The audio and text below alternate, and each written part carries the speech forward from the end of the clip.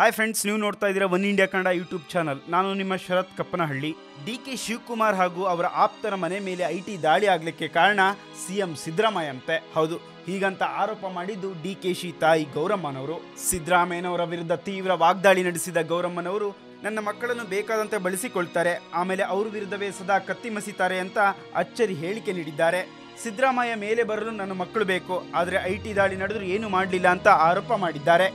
ನನ್ನ ಮಕ್ಕಳು ಯಾವುದೇ ತಪ್ಪು ಮಾಡಿಲ್ಲ, ಕಳಂಕ ಮುಕ್ತರಾಗಿ ವಾಪಸ್ ಬರ್ತಾರೆ ಅಂತ ಗೌರಮ್ಮನವರು ವಿಶ್ವಾಸ ವ್ಯಕ್ತಪಡಿಸಿದ್ದಾರೆ. ಸಿದ್ದರಾಮಯ್ಯ ಏನು ಮಾಡಿದ್ದಾನೆ? ಅನ್ನಭಾಗ್ಯ ಕೊಟ್ಟಿದ್ದಾನೆ, ಆ ಭಾಗ್ಯ ಕೊಟ್ಟಿದ್ದಾನೆ, ಈ ಭಾಗ್ಯ ಕೊಟ್ಟಿದ್ದಾನೆ ಅಂತ ಹೇಳ್ತಾರೆ. ಅವರು ಅವರ ಅಪ್ಪನ ಮನೆಯಿಂದ ಕೊಟ್ಟಿದ್ದಾನ? ನಾವು ರೈತರು ದುಡಿದು ಕೊಟ್ಟಿರೋದನ್ನು ಕೊಟ್ಟಿದ್ದಾನಷ್ಟೇ. ಚುನಾವಣೆ ಬರಲಿ, ಎಲ್ಲ ಗೊತ್ತಾಗುತ್ತೆ. ನನ್ನ ಮಕ್ಕಳು ಚುನಾವಣೆಗೆ ನಿಂತ್ಕೋಬೇಕು, ಮಂತ್ರಿಯಾಗಿ ಜನರ ಕೆಲಸ ಮಾಡಬೇಕು, ಇನ್ನು ಏನೇನೋ ಆಸೆ ಕಂಡಿದ್ರು. ಆದರೆ ಸಿದ್ದರಾಮಯ್ಯ ಮಾತ್ರ ಅವರ ಸಹಾಯಕ್ಕೆ ಬರಲಿಲ್ಲ ಅಂತ ಅವರ ವಿರುದ್ಧ ವಾಗ್ದಾಳಿ ನಡೆಸಿದರು. ಒಟ್ಟಾರೆ ಡಿ.ಕೆ.ಶಿ ಅವರ ತಾಯಿ ಸಿಎಂ ಸಿದ್ದರಾಮಯ್ಯ ಮೇಲೆ ಆರೋಪ ಮಾಡಿರೋದ್ರಿಂದ ಕಾಂಗ್ರೆಸ್ ಪಕ್ಷ ಮುಜುಗರಕ್ಕೊಳಗಾಗಿದೆ. ಈ ವಿಡಿಯೋ ಬಗ್ಗೆ ನಿಮಗೆ ಕಮೆಂಟ್ ಮಾಡಬೇಕು ಅಂದರೆ ಕಮೆಂಟ್ ಬಾಕ್ಸ್ನಲ್ಲಿ ಕಮೆಂಟ್ ಮಾಡಿ. ಹಾಗೆ ಈ ವಿಡಿಯೋ ನಿಮಗೆ ಇಷ್ಟ ಆಗಿದ್ದರೆ ಶೇರ್ ಮಾಡಿ, ಲೈಕ್ ಮಾಡಿ, ಹಾಗೆ ಸಬ್ಸ್ಕ್ರೈಬ್ ಮಾಡಿ.